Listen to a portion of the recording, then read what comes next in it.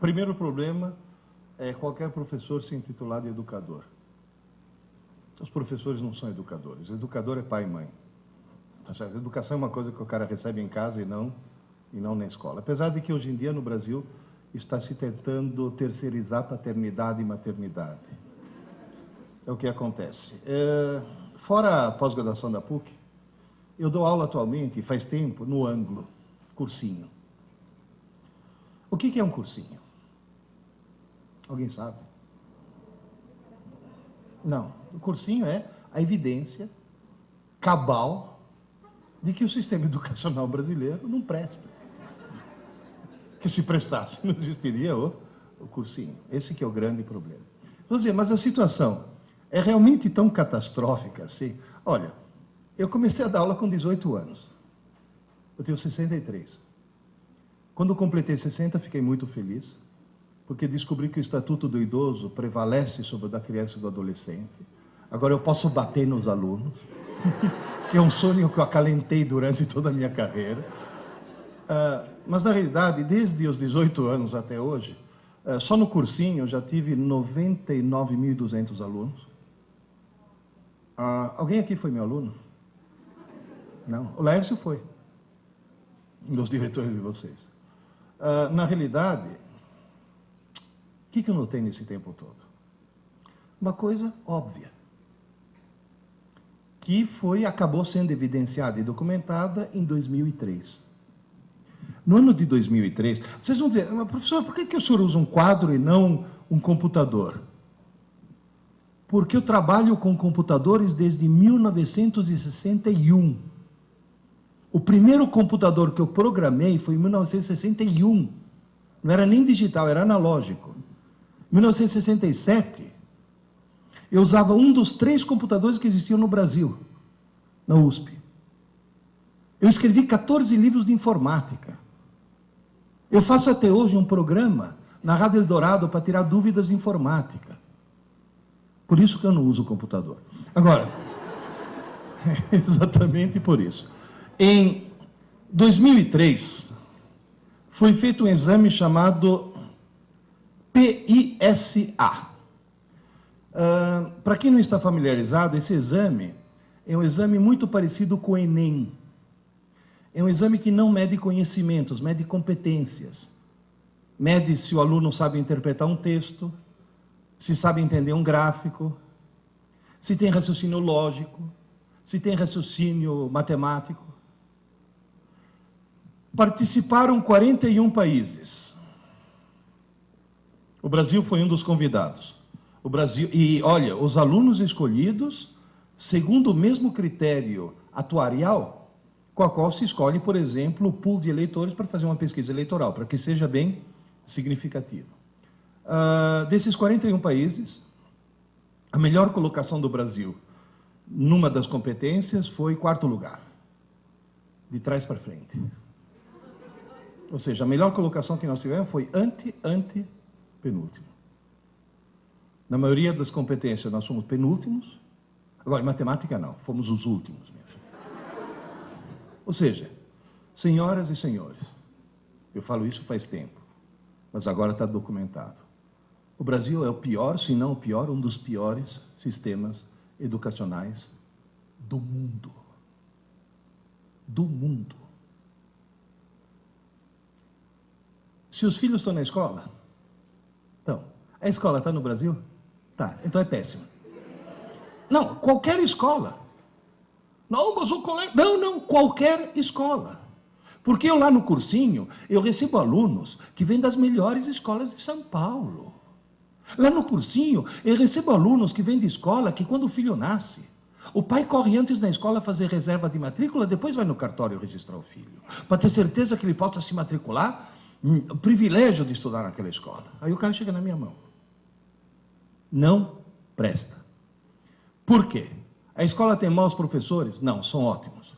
A escola tem má vontade? Não, é excelente. A escola não é profissional? É profissionalíssima, seríssima. Então qual é o problema? O modelo está errado. O paradigma educacional brasileiro está completamente equivocado. Só para vocês terem uma ideia, se você fizer um teste de QI e tentar determinar o número de pessoas que tem... Você arrumou canetas mais grossas, porque na televisão não aparecem as finas. Eu só queria ter certeza de uma coisa. Elas apagam? Tá bom. Deixa eu me reequipar aqui.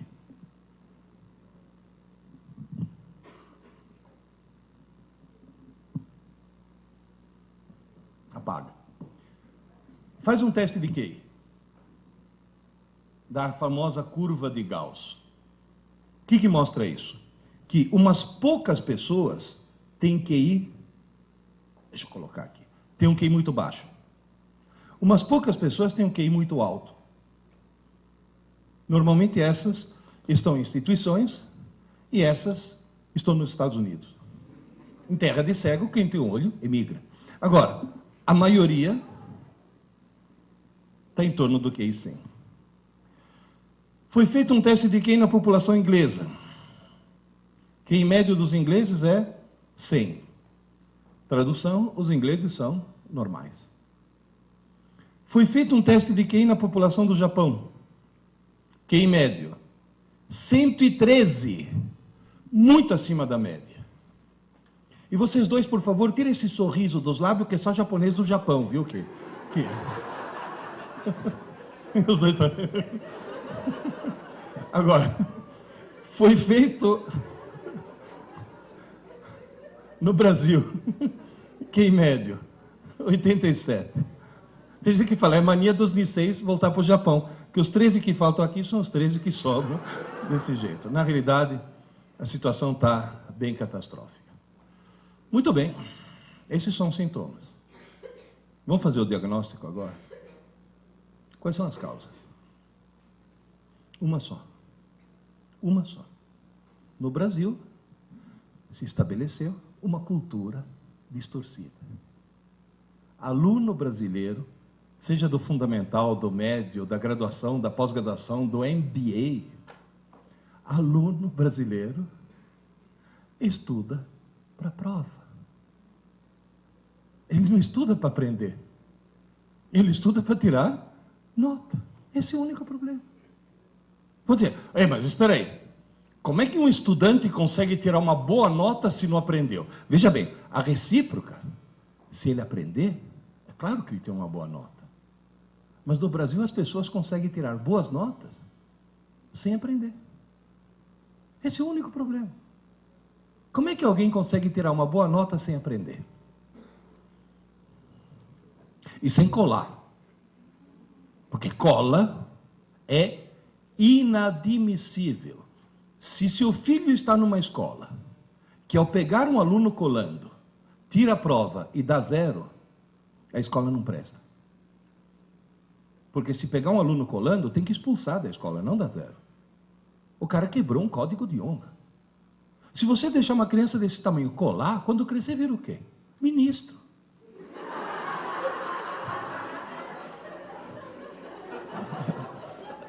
Tá certo?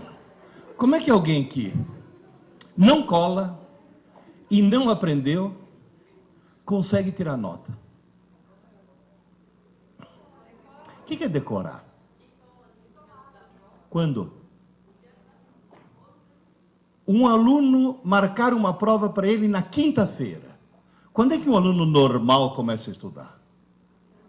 Não, na quarta não é normal. Na quarta é alguém que tem visão a longo prazo. É o chamado aluno lungimirante, o que planeja o futuro. Mãe, me acorda meia hora mais cedo. Vocês percebem o problema? Vocês entendem o problema? Agora, alguém poderia me dizer por que todo mundo, estou incluindo aí gente, desde os pequenos, desde a quinta série até pós-graduação, até doutorado. Eu falei quinta série, porque até a quarta série eles são seres humanos. É na quinta série que começa o problema. É na quinta série que um pai ou uma mãe... Porque, gente, o problema é cultural, o problema não é a escola que está errada, o problema não é a família que está errada, o problema não são os alunos que estão errados, o problema é que está todo mundo errado. É cultural. Na quinta série, eu já vi mãe falar, filho, desliga essa TV, menino, vai estudar, você tem prova amanhã. Essa mãe acha que está ajudando o filho, essa mãe está cometendo um crime hediondo. Essa mulher devia ser presa sem direito à fiança. Essa desgraçada está arruinando a vida do filho. É? Vai estudar porque você tem prova amanhã. Por que as pessoas estudam mais em cima da hora possível? Não dá tempo de esquecer. Tira a nota. Tira. E depois? Esquece. Então estudou por quê? Se você pegar hoje um menino da 8ª série, vai, pega um menino da 8ª série, bom aluno, põe na 6ª série, para fazer prova da 6ª série. Vocês acham que ele vai se sair bem? Só em matemática. Porque matemática tem uma característica diferente das outras matérias. Mas o resto vai ser uma catástrofe. Nunca vocês passaram por situações do tipo, pai, quando você estava na escola, você aprendeu trigonometria? Claro, filho. Tu me ajuda aqui, que eu estou com um problema que não consigo resolver de jeito nenhum. E você ouve a frase, ah, filho, mas faz tanto tempo. Olha, querido, se faz tanto tempo, você não aprendeu trigonometria. Você teve aula. Você teve prova. Você até tirou nota na prova de trigonometria. Você não aprendeu. Porque aprender não é para o dia seguinte. Aprender é aprender para sempre. Está bem claro isso? Entenderam qual é o drama? Então, primeira tarefa que eu passo para todos vocês. Nunca mais deixe seus filhos estudar para a prova. Estou falando sério. E vocês mesmos, porque muitos de vocês ainda são estudantes, nunca mais estude para a prova. Imponha-se essa autodisciplina. Vocês estão notando que eu estou pedindo o quê? Quebra de paradigma. Porque na aula que eu dou de teoria geral dos sistemas, na pós-graduação, eu sempre falo, se você está perdendo o jogo, não mude os jogadores, mude as regras do jogo. Então nós temos que mudar as regras do jogo. Por que acontece no cérebro humano? Vocês me desculpem, mas como eu desenho mal, eu vou precisar de algumas linhas auxiliares. Façam de conta que isso daqui seja uma cabeça, vai? Vocês têm imaginação? Mais ou menos. Se você olhar... É mais ou menos. Eu sei que parece o Schumacher, mas tudo bem. Se você olhar dentro de um cérebro, você vai notar, basicamente, eu não vou entrar em muitos detalhes, mas você vai notar, basicamente, 3 estruturas. Vamos ver se isso daqui escreve mais grosso. Número 1, número 2 e número 3. Número 1, cerebelo. Número 2, sistema límbico. Número 3, córtex. Em qualquer uma dessas estruturas, se você quiser... Obrigado. Tem um cara escondido aqui atrás.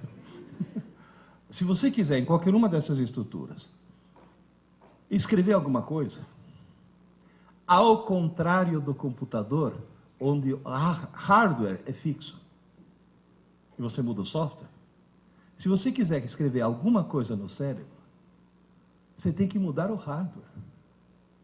Escrever no cérebro é reconfigurar redes neurais. É desligar alguns neurônios, ligar outros, mudar a força de conexão de sinapses, é mudar o circuito. Aqui, escrever é muito difícil. Mas depois que você escreveu, você não apaga nunca mais. Você sabe andar de bicicleta? Sabe? Você já tirou as rodinhas? Já passou da fase? Faz pouco tempo. Para aprender a andar de bicicleta, você levou alguns tombos? Porque foi difícil, né? Agora, você fica 30 anos sem subir numa bicicleta. Você sobe, o que acontece? Você sai pedalando. Foi muito difícil escrever. Mas agora é impossível apagar. A região número 2, chamada sistema límbico, é um lugar onde é muito fácil escrever. E é mais fácil ainda apagar. Você escreve, apaga. Escreve, apaga. Escreve, apaga. Seria equivalente num computador a memória RAM. É um rascunho. É uma memória extremamente pequena e extremamente provisória. Tão provisória que você é capaz de esquecer coisas que colocou lá 2 minutos antes. Já aconteceu com algum de vocês de estar sentado na sala, levantar, ir até a cozinha, parar no meio da cozinha e ficar feito um idiota se perguntando o que eu vim fazer aqui, meu Deus do céu? E uma coisa que você colocou 2 minutos antes. E o que você tem que fazer para lembrar? Voltar e ficar na mesma posição. Quer dizer, você fala, eu tenho sérios problemas mentais, né? Ou seja, tem mesmo. Ou seja, dentro de cada um de nós mora um idiota. Que é o primeiro que acorda de manhã cedo. Repara que de manhã cedo você faz um monte de bobagem. Quando o cara acorda, que você fala, tá sonado, não é que o idiota está no controle. Então você vê cara calçar 2 meias no mesmo pé. Eu já vi cara atender o telefone no controle remoto da TV. Bom, de manhã cedo eu já escovei os dentes com hipoglós. Tem alguns aqui que estão rindo porque já escovaram os dentes com creme de barbear, aquele que vem bisnaga, né? Então, na realidade, você faz muita bobagem, por quê? Porque dentro de cada um de nós mora um idiota. Agora, qual é a boa notícia? No córtex, que seria essa região número 3, não é nem fácil nem difícil escrever, é esquisito. É muito esquisito.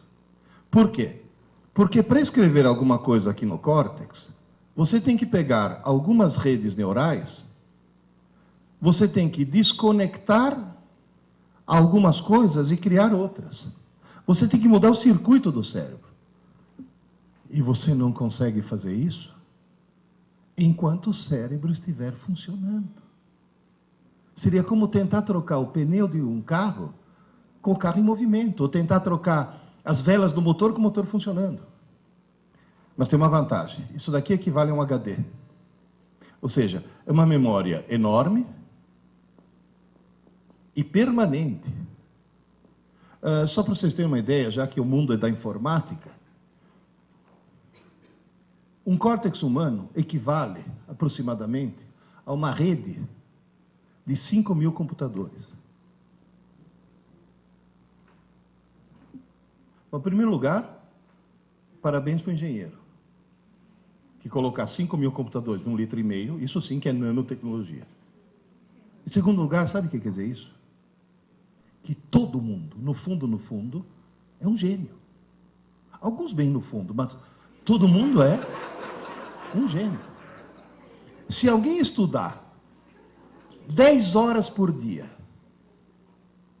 10 horas por dia, todos os dias da semana, todas as semanas do ano e todos os anos de sua vida, a pessoa consegue esgotar a capacidade de armazenamento e processamento de seu córtex em aproximadamente 4 séculos. Está certo que a expectativa de vida aumentou, mas eu estou falando em 4 séculos. No máximo, quanto que alguém vai viver? 1. Eu pretendo morrer aos 96 anos, baleado por um marido ciumento. É o meu projeto de vida. Agora, 4 séculos significa o quê?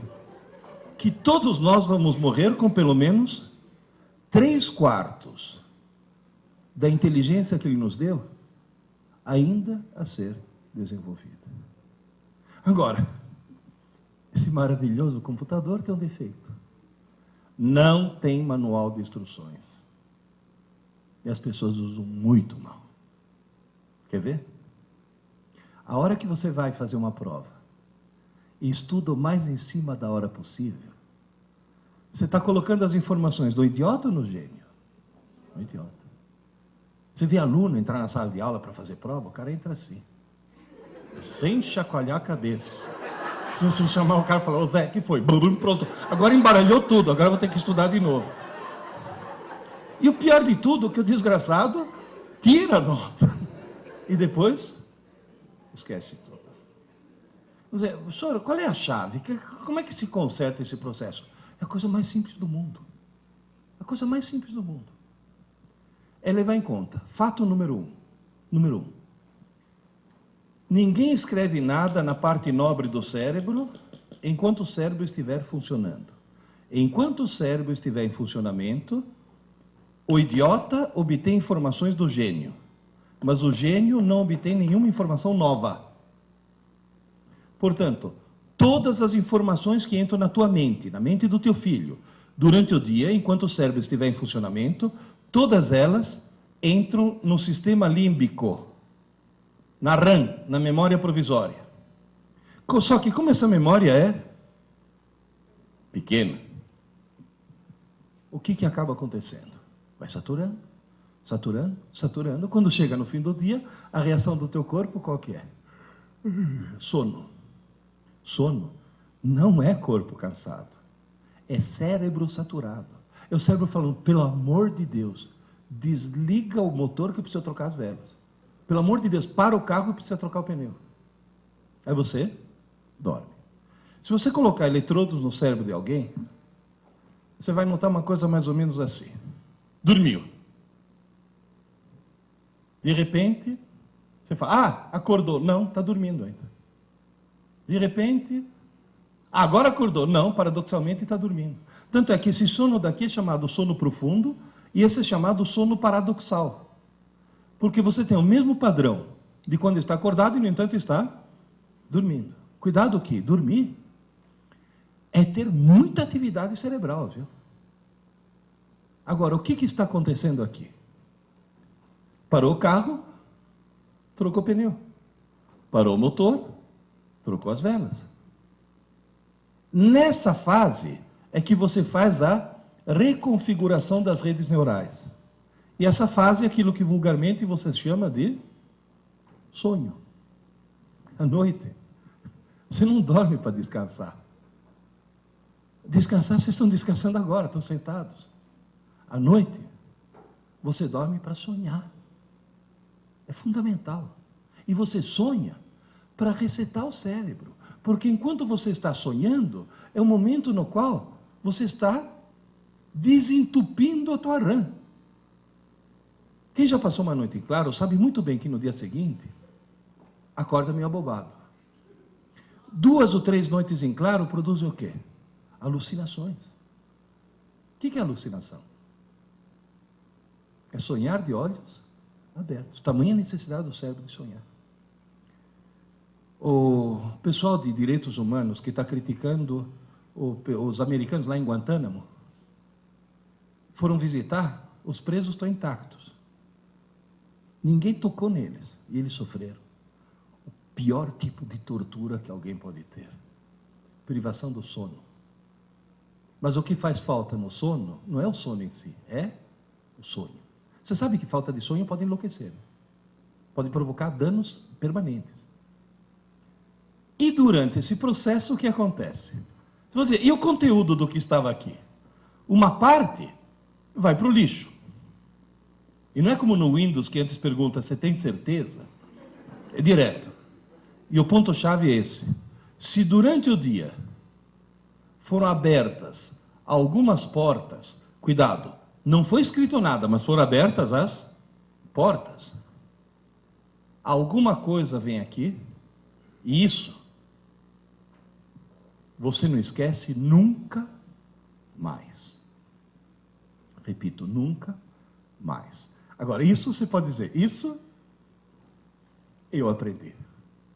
Porque daqui a 20 anos está lá ainda. Isso daqui, nunca mais. Até aqui está claro? Professor, o que o senhor aprendeu com os seus quase 100 mil alunos? 2 coisas. Primeiro, que um idiota, no meio de idiotas, pensa que é normal. Portanto, no Brasil, a coisa mais perigosa que existe é falar, mas todo mundo é assim. Cuidado. Eu gostaria muito que, para seus filhos sobreviver nesse século que vem aí, que vocês conseguissem transformar seus filhos em exceção e não em regra. Segunda coisa que eu aprendi. Na cabeça de um aluno normal, toda noite, toda noite, toda noite, o que vai para o lixo? As aulas. E o que vai para a memória permanente? As abobrinhas. Se seu filho tem uma aula de geografia fantástica, e no meio da aula o professor de geografia contar uma piada, Depois de 3 meses, o que ele lembra da aula?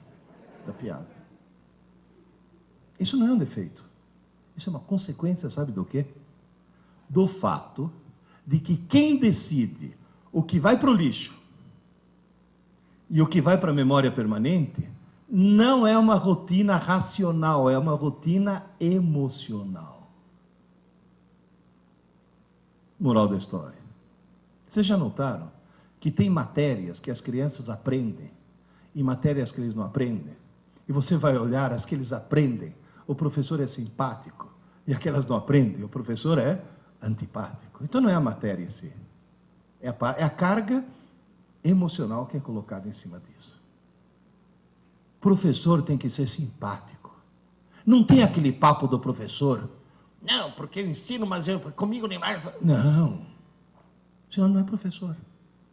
Eu sempre falo, existem, se vocês me perdoarem a brincadeira, existem 2 maneiras de fazer um burro andar com uma cenoura. O ideal é pôr a cenoura na frente. É a única maneira que funciona. Agora, na realidade, como é que eu faço para que, em vez das aulas irem para o lixo, as aulas vão para a memória permanente? Eu não descobri nada. Quem descobriu isso sem querer, repito, sem querer, foram 4 engenheiros. Há 60 anos atrás, 4 engenheiros resolveram fundar um cursinho. 4 engenheiros. Não tinha nenhuma pedagoga no processo. Ao montar o cursinho, se defrontaram de cara com um problema. A primeira aula é em março, o vestibular é em dezembro. Se aquela aula que foi dada em março for parar no lixo, não é em dezembro que o cara vai recuperar. Agora, qual é a principal característica de um engenheiro? Tem algum engenheiro presente aqui? Você é engenheiro. O engenheiro é alguém que recebe um treinamento para quê? Para resolver problemas. Todo problema de engenharia é um problema. Agora, o que o engenheiro faz para resolver o problema? Determina quais são os parâmetros do problema. Como é que o engenheiro conta história para o filhinho dormir? Sejam 3 porquinhos, P1, P2 e P3, e um lobo mau, L índice M. Ou seja, ele determina antes os parâmetros. Esses caras diagnosticaram o problema. Falei, e agora, como é que eu faço? Se toda noite o que foi dado durante o dia é desmanchado durante a noite. E cuidado, hein? Gente, estou falando em ritmo circadiano. Isso é um processo que acontece toda noite. E à noite, o teu cérebro e o teu corpo é vampiro, vira uma outra coisa. E funciona. Deixa eu ver a quantidade de cabelos brancos que tem por aqui. Tem alguém aqui que toma Lipitor? É um remédio contra o colesterol alto. Sabe qual é a primeira recomendação dessas estatinas todas? Tome à noite. Porque se você tomar de manhã, não serve para nada. É só o metabolismo noturno que faz com que aquilo tenha algum efeito. O que esses engenheiros descobriram? Um slogan de 4 palavras. 4. Eu tomei a liberdade, depois de entender o porquê, de acrescentar a 5ª. Aula dada é aula estudada hoje. Aula dada, aula estudada hoje. Tão simples. Estudar pouco, mas todo dia. Pouco. Pouco. Porque esse pouco o que é? A matéria de uma manhã. Mas todo dia. Aula dada, aula estudada hoje. Os meus alunos no cursinho estudam todo dia. Os coitados não estudam um pouco, porque descobriram que jogaram na lata do lixo pelo menos 7 anos de escola, e agora em 10 meses vão ter que estudar muito. Mas se seu filho está numa escola regular, é só criar nele o hábito de estudar todo dia. Se seu filho assiste aula de manhã, ele estuda à tarde. Se seu filho assiste aula à tarde, tem que estudar à noite. E não na manhã seguinte. Antes que se passe uma noite de Sono. E se algum de vocês assiste aula à noite, vai ter que dormir 40 minutos mais tarde. Senão você está jogando as aulas na lata do lixo. Porque quem está falando é alguém que fez todo o curso de física na USP à noite, porque de dia eu tinha mulher e filha para sustentar. E eu estudava à noite. Aliás, eu assistia aula à noite. Depois ia para casa estudar. 40, falei, onde vou arrumar 40 minutos? Desligue a TV. Quebre a TV. A hora que você quebra a TV, teu dia passa a ter 30 horas. É o maior ladrão de tempo que existe.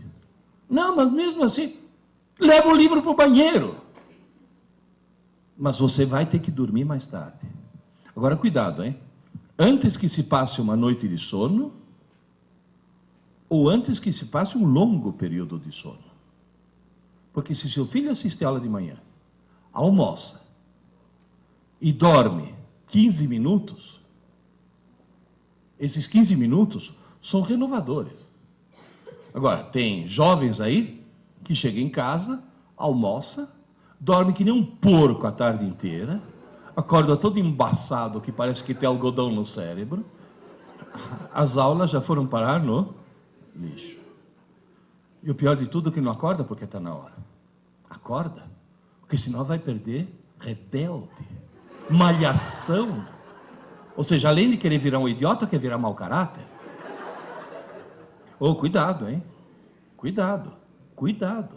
Porque eles veem aqueles adolescentes, acham que são estudantes, não percebem que são atores. Aí eles pegam esse modelo como modelo de escola. Vocês não sabem o que professor de colégio sofre. Nós, no cursinho, nós estamos no paraíso. Eu dou aula para salas de 200 alunos. Hoje de manhã, antes de vir para cá, eu já dei aula para 600 alunos.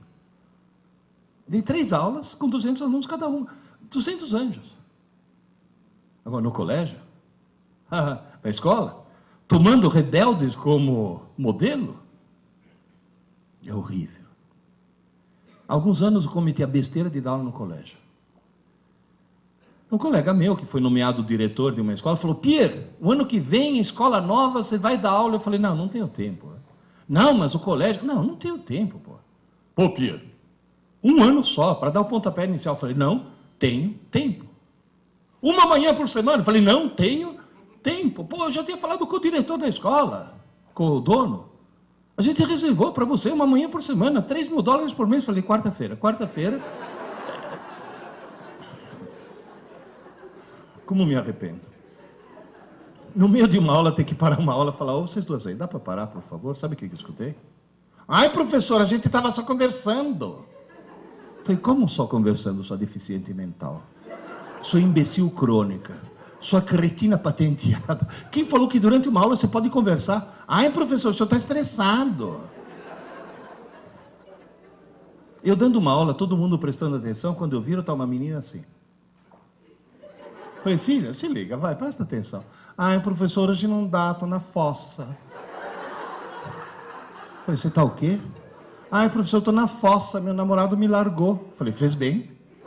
Fez bem porque se teu namorado não tivesse te largado, você correu o risco de casar com ele, ter filhos e propagar o gene da estupidez gerações afora. Alguém que assiste ela assim não pode se reproduzir. Você vai poluir o pool genético da humanidade. Não sabe o que é isso? Rebelde, malhação. Há alguns anos atrás, acho que uns 3 anos atrás, o coordenador do Angus chegou para mim e falou, Pierre, você se importaria se a Rede Globo interrompesse tua aula 8 minutos? Que a Rede Globo é assim, 8 minutos. Eu falei, não, tudo bem. Porque era 15 de outubro, que é o dia do professor, eles queriam homenagear um professor. Então entraram na minha sala. No meio da aula, luzes, câmera, ação. Entra toda a parafernália da Globo, a Ana Maria Braga, e no monitor veio o Louro José. Inteligentíssimo, o Louro José. Aí a Ana Maria ficou lá, fez pergunta, conversou comigo, conversou com os alunos, ficou 8 minutos, 10 minutos, 15 minutos, meia hora. Derrubou a entrevista do estúdio, derrubou tudo, só ficou lá. Porque o ponto estava dizendo, fica aí que o Ibope está subindo, fica aí que a audiência está subindo, porque sabe que a televisão é movida a audiência. Por quê? Porque dezenas de milhares de mães estavam vendo 150 alunos se comportando como seres humanos. Tanto é que uma hora que o Louro José estava falando com não sei quem no estúdio, em off, a Ana Maria virou para mim e falou: Pierluigi, quantos alunos tem nessa sala? Eu falei: 150, é pequena. Ela olhou para mim e falou: nossa, mas tão educados. Eu falei: Ana Maria, aqui é a escola de verdade. Aqui não é malhação. Naquela época tinha malhação. Eu falei: aqui não é a escola da novela. Tinha uma novela na época, Mulheres no Cio, uma coisa assim, que eles passavam mais tempo sentando. Como que era? Mulheres Apaixonadas. Tinha mais tempo em volta de uma piscina do que... Não, e depois eles passaram no vestibular depois. Passaram o dia inteiro na piscina e depois passaram no vestibular. Da escola de verdade. Agora, eles usam isso como modelo. Isso é perigosíssimo. Tomem cuidado com o que seu filho assiste. Viu? Tomem muito cuidado com isso. Agora, na realidade, criar o hábito de estudar todo dia. Tanto você deve criar esse hábito, quanto criar esse hábito nos seus filhos. Se você pegar uma criança de 4 anos, você tem que chegar para ele e falar: filho, você já escovou os dentes? Agora, pega uma marmanja de 17 anos, não só você não precisa cutucar, como se faltar água em casa, ela vai na geladeira, pega a água mineral na geladeira e escova os dentes com água mineral, porque aquilo que era uma obrigação virou uma necessidade. Por quê? Porque criou um hábito. Se alguém tiver filho nenê, que dorme no colo ainda, faz dormir nesse ritmo e dá tempo de falar: aula dada, aula estudada, aula dada, aula estudada. Quanto menor, melhor. Criar o hábito de estudar todo dia. Segunda coisa, extremamente importante, que é papel dos pais também, entre outras coisas, é arrancar um pouco o seu filho do mundo virtual. Ontem, quando foi? Segunda-feira, segunda-feira, quando deu 8 horas, os alunos saíram no pátio, voltaram para a sala de aula, e na aula que eu ia dar, às 8 horas, um monte me olhou espantado e falou: professor, a lua. Falei: o que tem a lua? A lua. Falei: e o que tem a lua? Falei: dá para ver a lua. Falei: sim, claro, é quarto minguante. Falei: mas de dia? Falei: como de dia? Você nunca viu a lua de dia? Não. O cara nunca, te juro, o cara chegou e falou: mas a lua não aparece só à noite. Sabe o que é isso? Eles passam horas na frente da TV, horas na frente do game, horas na frente do computador, com esse maldito MSN. Eles perderam contato com o mundo real. Eles não sabem mais o que é o mundo real. TV imbeciliza. Você está grávida? Você sentiu enjoo nas primeiras semanas de gravidez? Você sabia que na década de 50 foi inventado um remédio maravilhoso que a mulher tomava e não sentia enjoo? Chamava talidomida. As mulheres começaram a tomar e realmente não sentiram enjoo. Aí as crianças começaram a nascer, sem braço, sem perna, sem olho, etc. Por quê? Porque o remédio parecia ser uma coisa muito boa e demonstrou ser uma coisa muito ruim. Queridas e queridos, a televisão é a talidomida intelectual do século XX. Foi criada para entreter, educar, informar, treinar, e imbecilizar da forma mais absoluta. Vocês não têm ideia. Eu tenho. Sabe por quê? Porque a primeira vez na vida que eu assisti TV, eu tinha 11 anos. Eu sei o que é um mundo sem TV e um mundo com TV. Ao longo da minha carreira, eu vi o nível dos meus alunos fazer isso. Vocês não têm ideia.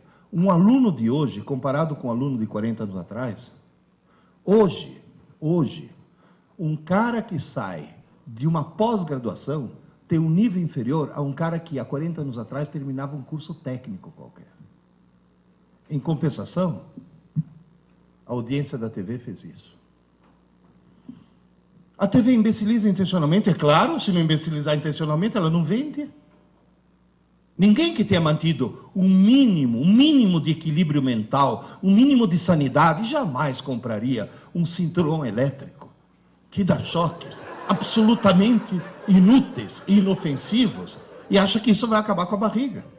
Está cientificamente provado que o Total Shape é um engodo e está vendendo feito água. Gente, outro dia liguei a TV por assinatura, eu vi uma propaganda de 15 minutos. Olha, uma propaganda de 15 minutos é grana. Quer dizer que os caras estão vendendo o produto. O que eles estão vendendo?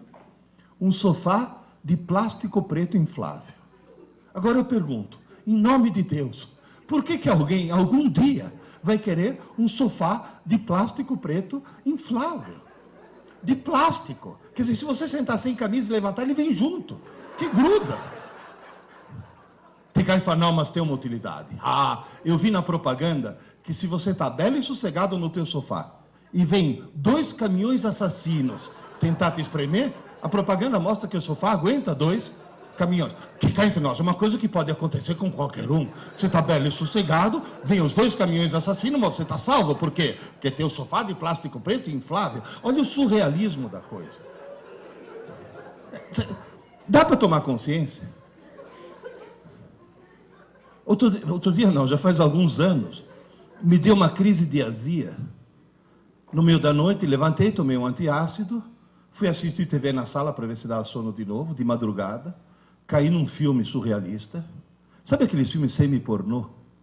Não sei se já viram o que é. O enredo é mais ou menos assim, está chovendo, tira o sutiã. Quer dizer, não tem, uma coisa não tem nada a ver com a outra. Aí veio a propaganda. Gente, uma propaganda de 10 minutos, ou seja, uma grana preta. Eu não entendi o que estavam me vendendo. Eu vi na minha frente uma senhora loira de meia idade, fantasiada de toureiro, com uma roupa de lamê dourado, toda cheia de lantejoula, parecia uma drag queen.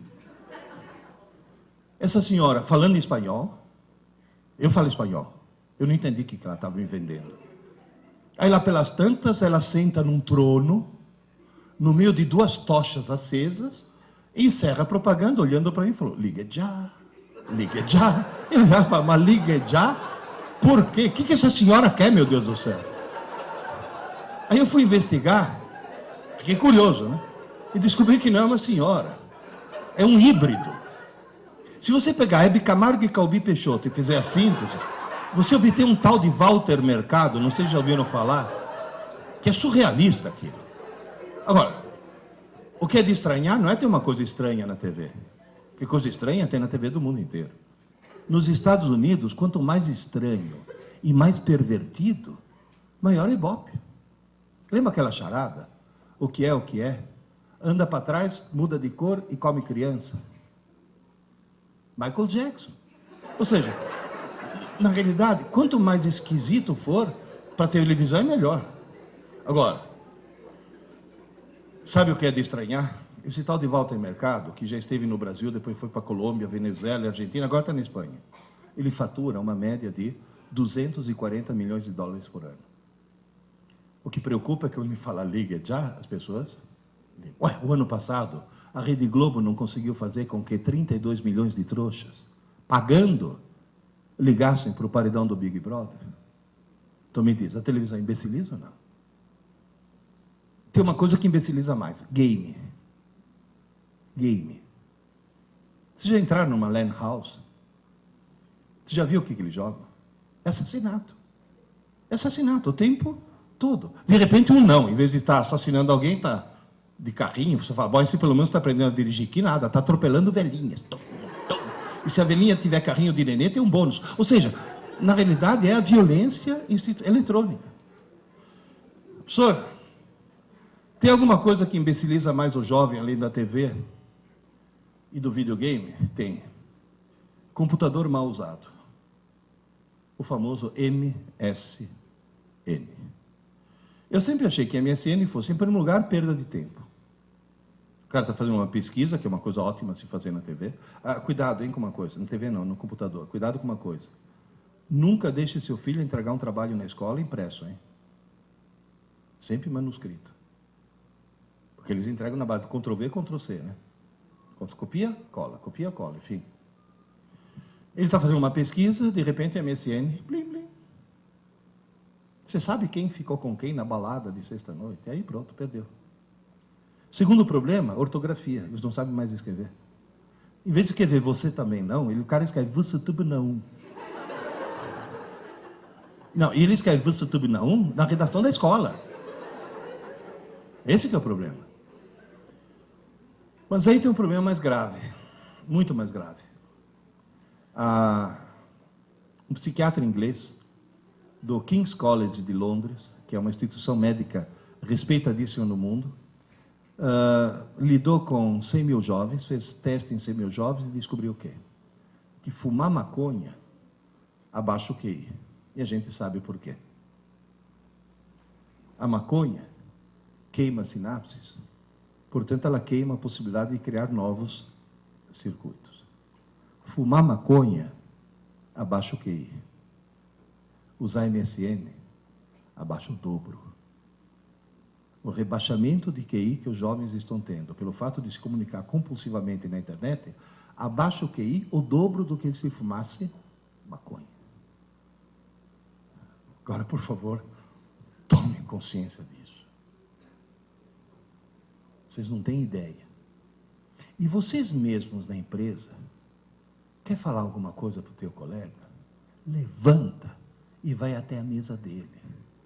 Volta a se comunicar pessoalmente, em vez de mandar os recadinhos. Eu já vi cara em cybercafé, o cara sentado aqui, o amigo dele, 3 computadores para lá, os dois batendo papo pelo MSN, meu Deus do céu. Levanta, vai tomar um café junto. Eu já vi mãe, que em casa tem o wireless, chamar o filho para jantar pelo MSN. Gente, está faltando contato humano. Isso está imbecilizando. Seus filhos estão se transformando em autistas cibernéticos. É um problema seríssimo. Então, cuidado, fiscalizem isso. Há mais ou menos uns 4 anos atrás, eu fui fazer uma palestra em Barra do Piraí. Uma das mães falou: professor, me empresta o microfone. Ela pegou, virou para as outras mães, falou: como todas vocês sabem, meu marido é uma besta. Ih, meu Deus do céu, não sabe quando você acha que... Bom, agora começa lavagem... Não, descobri depois que é uma forma carinhosa com a qual as mulheres tratam os maridos lá em Barra do Piraí. É uma lógica diferente. Mulher e homem, não é que um tem uma lógica melhor que o outro. A lógica são 2 sistemas operacionais distintos. É Linux e Windows. Alguém que chega para você e fala: se você não sabe porque estou brava com você, não sou eu que vou dizer. É outra lógica. Não, espera, você está rindo? Os homens ficam perplexos.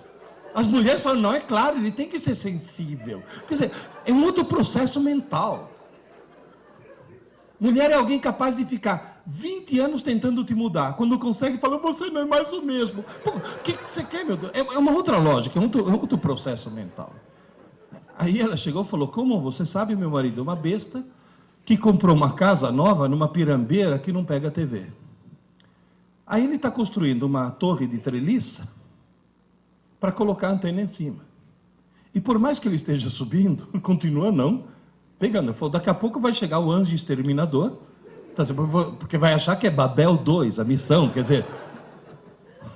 Falou: faz 4 meses que nós estamos sem TV em casa. Ele falou: o rendimento dos meus filhos na escola melhorou horrores. Meu marido me redescobriu. Eu redescobri meus filhos. E na hora do jantar, nós voltamos a ser uma família. Eu vou dinamitar a torre. Então perceba o quê? Que quando tirou o monstro, é que percebeu o quanto o monstro fazia. Não estou dizendo quebre a TV, mas pelo amor de Deus, reduza.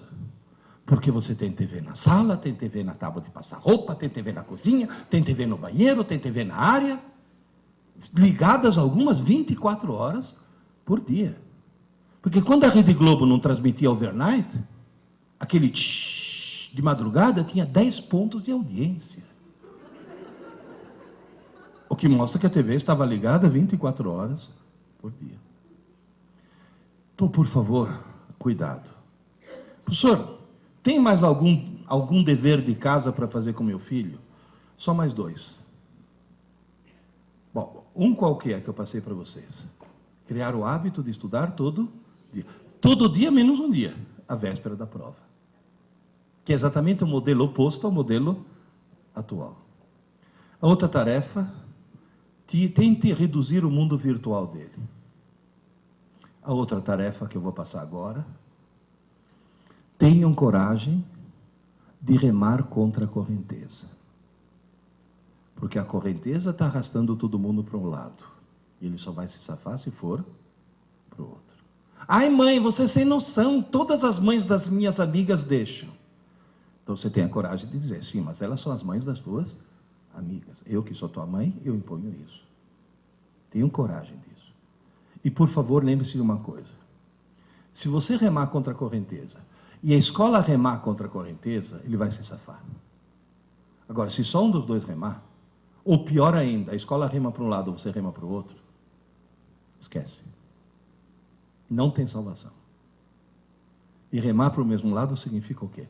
Torne-se cúmplice da escola do seu filho. Não parceiro, cúmplice. Nós podemos ir até que horas, para não segurá-los muito? 1h10. Tem mais uma tarefa para passar.